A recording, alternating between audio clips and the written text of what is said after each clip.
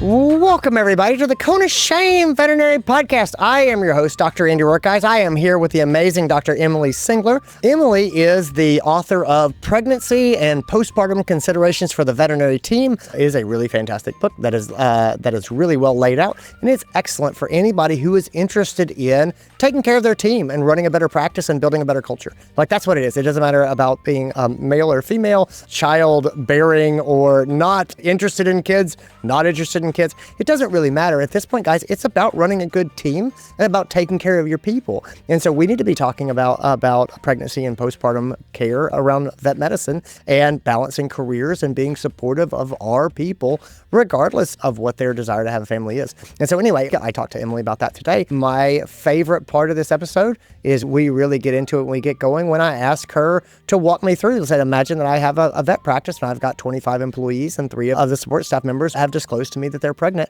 I want to do a great job. I want to be a great boss. And also I want to take care of the staff who are not pregnant, who are going to feel an increased burden of workload. And they're going to have questions about why these people are doing certain things and not doing other things. And like, just help me, assuming the best of intentions on my part, help me to be a good boss, help me to be a good manager, help me to take care of my team. And Emily just lights up, and this is such a great conversation. And she just walks through the conversations to have and kind of what's in those conversations and just the boxes to check and the things to be aware of and to think about. And we go all the way through returning back to work after having a baby. This is really good. So if you're running a team in veterinary medicine, I think this is a valuable episode for you. Let's get into it. This is your show.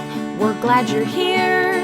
We want to help you in your veterinary career. Welcome to the Cone of Shame with Dr. Andy Roark.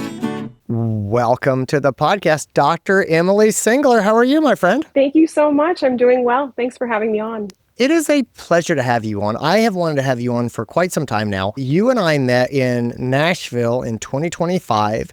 And I had heard so many good things about you, and I saw that you were lecturing at an event that I was at.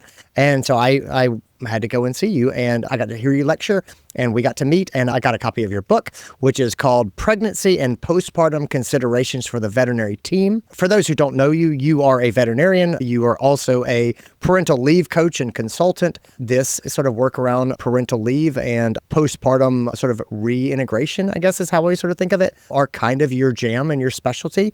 And I've had so many questions, and I've wanted to talk to you for a long time because, Emily, so when you look at veterinarians in America, the rough estimate is that about 70% of veterinarians are female, and about 88% probably of our support staff are female. And so, again, I know that men can also take parental leave. I think that women taking parental leave is a much sort of bigger, it's bigger in frequency and in impact in our profession. And so when I think about that, and I think about the feminization of vet medicine, and then I look at the problems that we have around retaining doctors, retaining support staff, keeping people in the profession for a long term, and also around burnout, which I think are burnout, in my opinion, is often sort of related to things that are outside of the vet profession specifically, meaning most of us have a lot of things going on in our lives, and those things are cumulative and they add to burnout. And I think stress around family planning, taking care of our kids, taking care of our aging parents, all of those things I think add to burnout and stuff. And so anyway, when I'm looking at our profession and I'm looking at retention rates, burnout, stuff like that, I have to start to ask myself the question, are we being supportive of a female population in terms of what we're doing around parental leave, around sort of balancing a young family with work and things like that? And so anyway, I just wanted to sort of open up with you and say, you've written this book, you've worked with, many, many practices on sort of their policies and sort of being supportive of people who are going out for maternity or parental leave and then coming back in. Emily, if you had to give veterinary medicine, just your average practice, a grade like A, B, C, D, where do you think the average practice is in terms of its support of pregnant employees or postpartum employees? Wow, there's a lot that goes into that question. There's a lot there. Yeah. I know. Yeah. I just want to start by saying that I was really honored that at that conference that you made a point to come by and say hello. Well, thank you. As if you looked around at the audience in my lectures, it was almost entirely female. And that tends to be how sort of the interest in the topics that I present on go. At least it has been. And I do really appreciate the support and the interest from someone who is perhaps outside of the quote unquote typical demographic for my lectures, because I think it is really important to open that up to the bigger sort of vet med population and even with outside of veterinary medicine population in general. And one of my call outs, one of my talking points that I really like to emphasize this, and I say it very gently because I hear the feedback that you presented to me at sort of the beginning of your question very frequently, that this is such an important topic because veterinary medicine is so overwhelmingly female. And I would like to argue that we don't get to where we want to be until we start sort of changing that narrative a little bit to say pregnancy and parenthood are not just women's issues. They are issues that we all need to care about very much.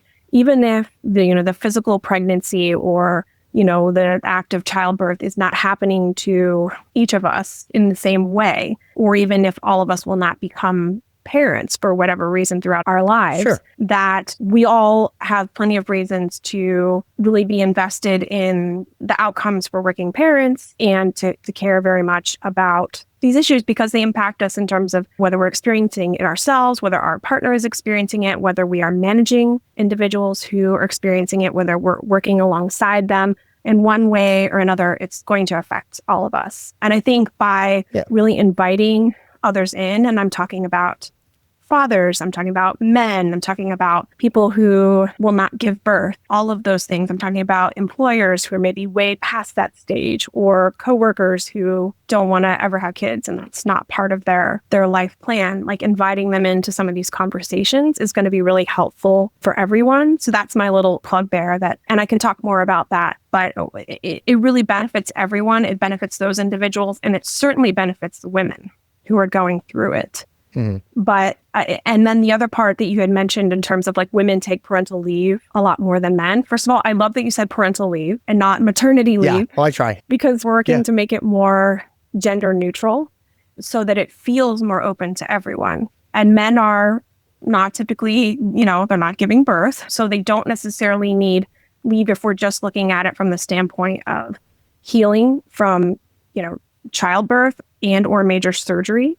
So they're not taking it for those reasons, but they absolutely should be able to ask for it and expect it and take it for the purposes of caring for their partners, for caring for their new child, whether that child came via birth or adoption or whether they're a newborn or not, however they entered, into that family. They absolutely should be able to take that. And there's been a lot of research that has shown the benefits in terms of physical and mental health for both the mother, the child, and, the father in those cases, when that father takes a significant amount of parental leave. So that's another thing I'm out here talking about a lot too, is trying to get more men and fathers into this discussion of thinking, hey, this is something that I want to do too. This is something that I would like to do. This is something I would like my employer to offer to me. And this is something that I don't want to feel shame or fear of, discrimination or judgment if I decide to take that benefit when it's offered to me. Yeah. When I look at it, my interest around parental leave and then sort of postpartum support is very much about taking care of the team. It's sort of looking at what our practices look like and sort of saying, I want people to want to stay in practice.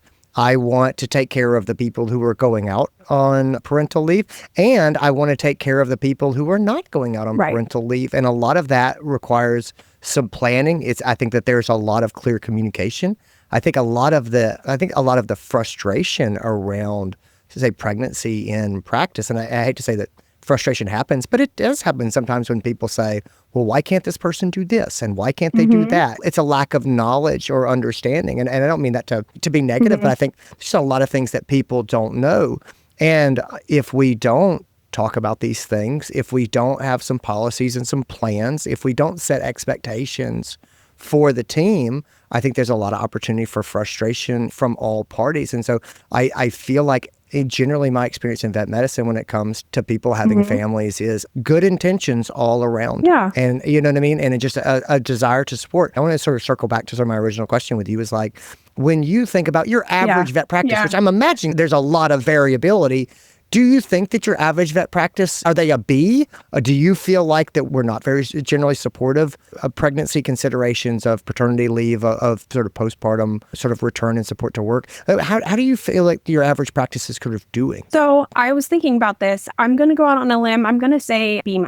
Okay. I think it's really changing. And one thing that I'm sure does not hurt is that because we're so predominantly female, we're having a lot of women are stepping into the role of practice owners. And if they've been through that experience themselves, they're certainly going to have a lot of understanding, would hope at least, for what that journey looks like for individuals who are starting their families in terms of what their needs are. And they're going to be a lot more interested in offering those types of parent-friendly benefits like parental leave, understanding and flexibility when a child gets sick and they have to call out of work. And there are a whole host of other parent-friendly things that they could think about offering in the clinic. Of course, just like in veterinary medicine, you think about a breed of dog and you're like, oh, well, that breed's going to get cancer and this one is going to have heart disease. And because we see like all the bad stuff, we see like all the scary diseases. I hear all like the horror stories. Just since working on this book, researching it, talking to other people, lecturing it, that kind of thing. I hear all the stories that people come to me and they say, like, I told my boss I was pregnant and they told me that I had, ruined their whole year. And they went around and they, badmouthed me to all the clients and to the staff. I hear the stories about how people revealed they're pregnant and then suddenly start getting negative performance reviews and get fired. I hear all of the stories about, coworkers who sort of gossip behind their back and make them feel very uncomfortable, very unwelcome. I hear all of that. But I'm careful to say, like, there are plenty of practices who are doing a good job with it, who are working hard, who want to support their teams, even with very limited resources. They want to make as much of an effort as they can to do as much as they can to help that employee feel like they're supported and that they will want to come back, even after they've, had to step away to welcome their child. I will say you could talk good and bad about the corporate consolidators and the veterinary corporations. One of the things that, they tend to lead the way on is benefits for employees. And so a lot of those corporations have also introduced parental leave policies. Not all of them. I've done a lot of research into the corporations. They're definitely not all equal. Some of them, unfortunately, will do things like say, this is only an option for veterinarians. It's not an option for other team members. So they're not always applied equally. And I think we as a profession have a long way to go in terms of certainly competing with other professions in terms of sort of the length and the robustness of parental leave offerings. But I think there are a lot of practice owners out there, a lot of managers who really want to do as much as they can. And you mentioned that it's often hard on other team members when someone goes out on parental leave or their kid is sick and they have to call out of work, and there can be a lot of resentment. A lot of just a feeling of unfairness that how come they get this? And I've heard of instances where practices will say, you can't have Christmas off because you don't have kids. And, Dr. So-and-so gets it off because they have kids. Yeah. And or you get to go home early, or you get to go home at closing time because you've got to get your kids, and this person has to stay late because they don't have kids, so they can stay late tonight. That eats a lot of people up. Yeah. I mean, because everyone should feel like, okay, my life and my goals and my interests and my needs are not less important because I'm not a parent. So we have to find a way to, and it's going to look different in every practice. We have to find a way to, try to be understanding and receptive of the needs of parents without making everybody else feel like they're just othered and kind of pushed out of the way. Yeah. And like there's no room for them to express and assert their needs at the same time. I like that you've laid this out, right? Because it is a balance. I was going to sort of ask you more about achieving sort of a functional balance here, because I have seen practices that have been like, it's all about families. That's all that we do. That's like such a main focus that I say, well, boy, if you don't have a family, that feels kind of out of whack in a way.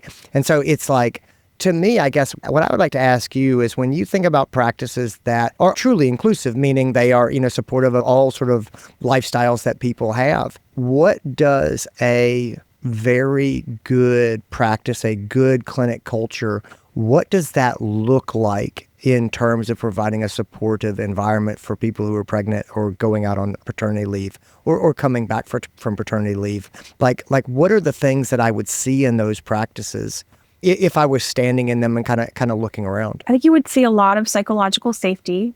Okay. You would see a practice where people are not scared to talk to their managers. They're not scared to ask for what they need or even to just tell them about something that's happening in their lives. Mm-hmm. They're not scared that they're going to be talked about, that they're going to be gossiped, that they're going to be bullied, any of those things. I think you're going to see leadership that is flexible, that obviously the clinic's got to run whatever hours it's posted with. Someone's got to be there to see the cases. Mm-hmm. So we know it's not as flexible as a remote work from home job. Got to be able to do the work, but flexibility within the bounds that the type of practice allows. And I think that flexibility, if we're offering it to working parents, it's also offered to other people. And I've written on this before, and I think one of the key things is we're not asking people to justify why they need their flexibility. Yes. It's not like, oh, well, she gets flexibility because she has kids. It's just, I would like to talk about this type of schedule or this type of need, or I need to leave early this day. And we're not asking, well, why? Because then we put in a situation where we're deciding your need is important, but so-and-so else's need we've decided is not important. Mm-hmm. So we've got that flexibility, which means it won't look the same for everybody, but we're still trying at least to give people what they need the most, with the expectation that they will then jump in and help out when somebody else needs that flexibility. Yeah. So it's really that team effort where we're working together to find what people need, and we're being willing to adapt and change as time goes on. And then apart from that, it's really kind of gathering feedback, soliciting feedback, and going through that to see what that means. So for some clinics, they might say, you know what, we really want health insurance that covers IVF. Another clinic might say, like, we would love to have more time off on the weekends, or we want to look into having employer-sponsored, healthcare, childcare stipends, that kind of thing. It might look very different from one practice to the next. Another one might say, I want to be able to bring my child to work with me and set up a pack and play in this empty office and hire a nanny, or that kind of thing. So it'll look very different. It doesn't have to look the same. There's definitely not one cookie cutter recipe, particularly for veterinary medicine, where every practice looks so different in terms of what they provide and when they're open and who works there and all of those kinds of things. So it's a lot about being open and receptive, both in terms of what individuals need and how those needs can be provided, how they can be met, and then sort of asking the same of the people who work there, so that everyone feels that sense of, okay, I got helped out when I needed something. Now my coworker needs something.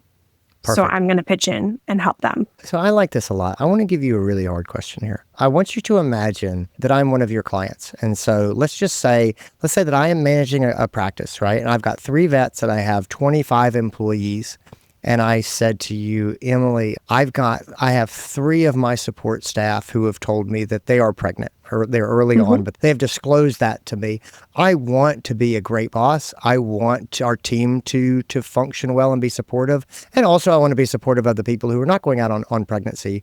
How do I approach this? So can you sort of give me a game plan? How would you advise me to start to look at my practice and say, am I doing what I can be? Am I doing what my people want? How do I support them as they prepare for this? And then how do I support them as they come back after the pregnancy period and their paternal leave? How do they come back and sort of start to reintegrate in a way that I feel good about and I feel like I'm being supportive of them? Like, I don't even know where to begin. Yeah, so I would probably start by looking at whatever your parental leave policy is. And sometimes the answer is, oh, well, we try to be helpful to people, but we don't really have one. Of course, yeah. And that can be really scary for team members because they have no idea. Maybe they do. Maybe they have such a close relationship and they're like, oh, well, Dr. Andy, he's of course going to be so happy for me and I know he's going to work with me. But some of them, particularly if they haven't been there for very long or if they're interviewing with you, they may not know that. Of course. And they may be terrified to tell you. So in this instance, they've already told you. So you've crossed that hurdle. But still, I would want to know what kind of parental leave policy you have on the books, in your employee handbook. So I want to look at that. If you don't have one, that would be the first step, is to create one, because it needs to be written. It needs to be somewhere where everyone in the team can access it without having to ask you for it, because they may be doing their family planning. They may be thinking like a year from now, they want to start trying for a baby. And that's none of your business. Right. You know, they don't want to have to tell you. Some may want to tell you, but they shouldn't feel like they have to. Correct. And sometimes just even asking about it, just saying like, oh, do we have a parental leave policy? And wondering that if everyone's going to be gossiping about them and thinking, oh, she's going to try to have a baby soon. So they need to be able to access it on their own.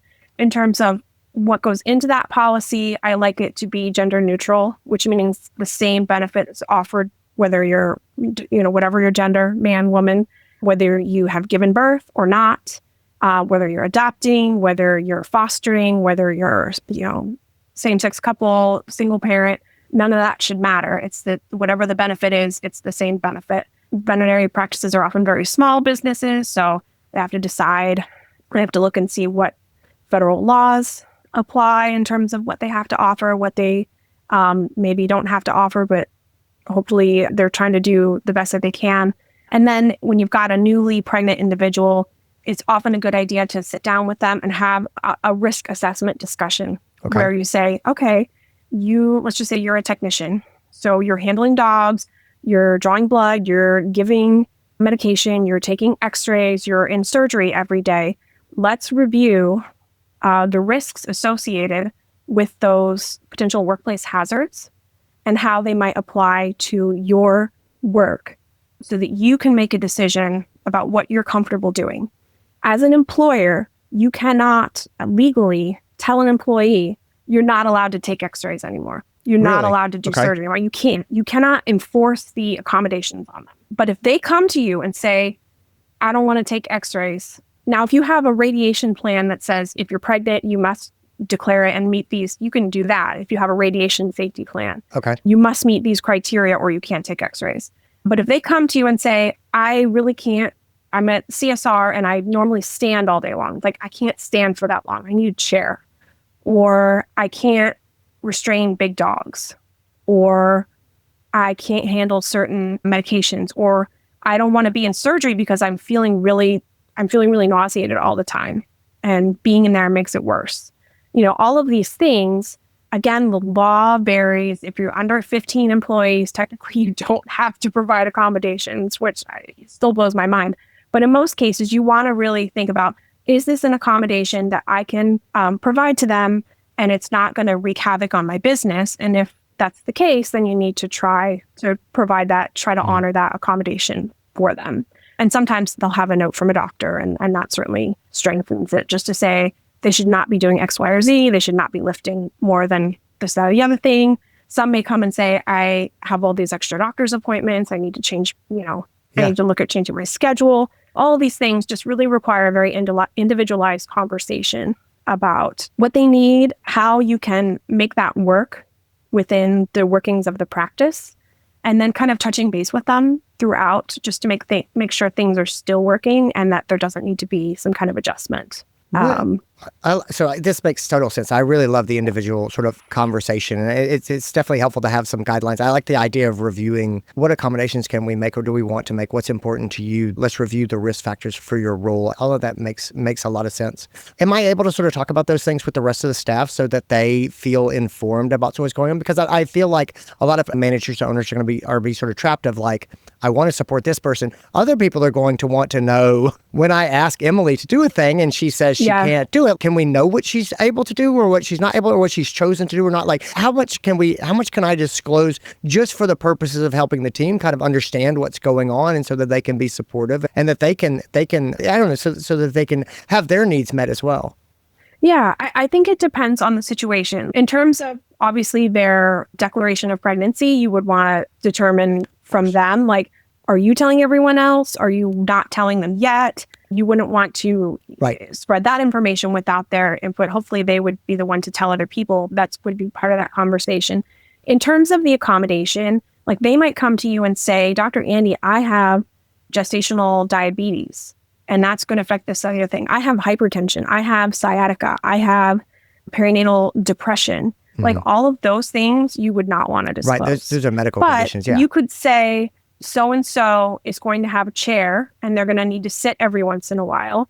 And if someone comes to you and says, well, that's not fair, why? You could just say, this is the accommodation we provided and this is how it's going to be. You don't necessarily have to give them a thorough, hopefully, that will be sufficient. And if people get upset about that, then there's not always a lot that you can do about it. But I think it is reasonable to say, to work with that individual and say, okay, we decided you're not going to take x-rays. So we're just going to talk with your manager or your team members and let them know that when you have a case that needs x-rays, this is going to be the protocol. You're going to switch out with that person. Maybe you're going to sit on the pharmacy line and answer calls. Someone else gets up and does the x-rays for your case. It doesn't necessarily need to always have a lot of explanation in terms of why, but I think it is good to say, this is what's going to happen. This is the change we're putting into place. This is how each person who's affected by it will need to modify, what they're doing to accommodate that.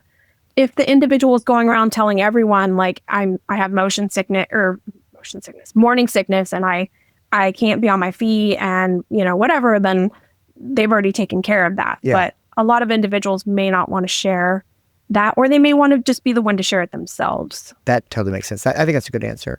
The last sort of part for this, for me, is when people come back. We have postpartum parents, and I want to be supportive of them as they sort of kind of reintegrate back into the practice to whatever degree they plan to do that on whatever sort of timeline they have in mind. But Emily, like, what are the questions that I want to kind of ask them? Because obviously it seems like that's probably going to also be a very individualized, experience. What are the questions that I would want to ask this person? And when do I want to ask them? Do I want to wait until that time comes? And what they think they want to do before they have a baby may be different than what they decide they want to do after they have a baby. And so how do I kind of navigate that sort of return to the practice in a supportive way that it tries to make things as smooth as possible for everyone and also seems supportive of the entire team? Yeah, I think you really hit the nail on the head that you want to start that discussion as early as possible with the understanding that things could change. Because I had I'm not alone in this, but I had no idea what it was like to be a parent before. Yeah, I can't imagine how you would. My daughter, like how I was going to feel, about working, how I was going to feel about being away from her, all of these things. But ideally, you want to start that discussion before they go on leave with the understanding that you'll revisit it as needed as time goes by. So just very briefly, before parents go on leave, I like them to sit down with their employers and create a KIT strategy. It stands for keeping in touch, which just details how you will communicate while they are away from the practice. And sometimes the answer is not at all. Okay. And that's fine. But a lot of times what happens is that's just the assumption, is that there will be no communication. And the employers feel like, I don't know if I can reach out. I think that might not be allowed. And the employees hanging out here like maybe alone with the baby all day long, and they're feeling very left out. They're worried about coming back. They don't know what's going on. They don't know what they've missed. And they would maybe like to know a little bit. So that keeping in touch strategy just says basically, the employee kind of dictates it. Like, I want someone to reach out, or I'm going to reach out after the baby's born, or like, I want to know if there are any like team meetings. I want a summary of them sent to me in an email. Or like, I want to know about my favorite case whenever they come in that I had to pass off to my colleague. I want to know how Fluffy's doing, and I think it is a good idea, no matter what else is decided, is that you kind of agree, okay, we're going to reach out, we're going to touch base like 2 weeks before you're supposed to come back. And we're going to say, okay, how are things going? Are you still good to come back like 2 Mondays from now or whatever? Like, your schedule's good. If we're dealing with a mother who's breastfeeding, we want to discuss pumping breaks ahead of time and not make her feel like that's something that she's not entitled to, because the law is very clear around that as well, making accommodations for that. And I think it's often a good idea, particularly for individuals who are like going to go back to full-time work, is if you can offer them, if they want to, even for the first week or two, if they want to work a lighter schedule, fewer days per week, so they can kind of ease into it. Or if they're going to work a full week, maybe you have them come back on a Thursday. Yeah. So they just work a day or two, and then they've got the weekend again. So that first week is just not quite so overwhelming to them. Some people may say, get me back into the clinic. I cannot wait to be back. Exactly, yeah. Some people are like, really, their mental health is such that they cannot wait to get back and have adult interaction and get back into the structured routine of work. And that's fine. So not everybody may need that. But some people may really, be very anxious about the idea of being away from their child of being a working parent. They may worry, I don't know if I'm going to remember how to do a spay, even if they're not gone for, more than like 12 weeks, they may think, I don't know if I remember how to be a vet anymore, because your brain changes. You're just totally immersed in a different way of being and thinking. You're probably not sleeping through the night. So there can be a lot of anxiety. So just being able to come back and say, okay, I did it for 2 days and now it's the weekend. I get to be with my child, be with my family again before I keep going, can sometimes make a big difference. So just even if they're not going to come back with a lighter schedule, if you have them come back like midway through the week, that can sometimes really help with easing people back into things. I think it's very helpful if the whole team knows when they're coming back. Okay. And if they can come back to a nice card or some flowers or something on their desk. So because another worry that parents have when they go away is that everyone was probably fine without me. They may not need me anymore. Did they even remember I'm coming back today? So if we can be very intentional about that so that everybody knows that they're coming back, everyone is sure to give them, a warm welcome. And if they have wanted to be caught up while they were away, they kind of know what's going on. They already know that maybe you got like a new ultrasound or, you changed software programs. If there are any like logins or things like that have changed, username, passwords, kind of having that ready just to kind of ease that. Because there can be so much just anxiety and just kind of mental fatigue associated with that huge transition in life. Anything that we can do to make that easier for that person, because they may be going in the bathroom and crying in between every appointment because they miss their baby so much. Yeah. And I say that from personal experience. So anything that we can do to show that we're there to help them, that we care about them, and that we want to make things a little bit easier, and so that they can have some wins, so they can feel some success and think, I can do this. I am so glad I asked you this. This is so wonderful and so helpful. And you want to be supportive of people. I think it's so important to think about these things ahead of time and try to empathize with everybody and start to plan ahead. Dr. Emily Singler, you are so wonderful. Thank you for what you do. Anyone who's looking, where can they find your pregnancy and postpartum considerations for the veterinary team? Well, where can they pick your book up?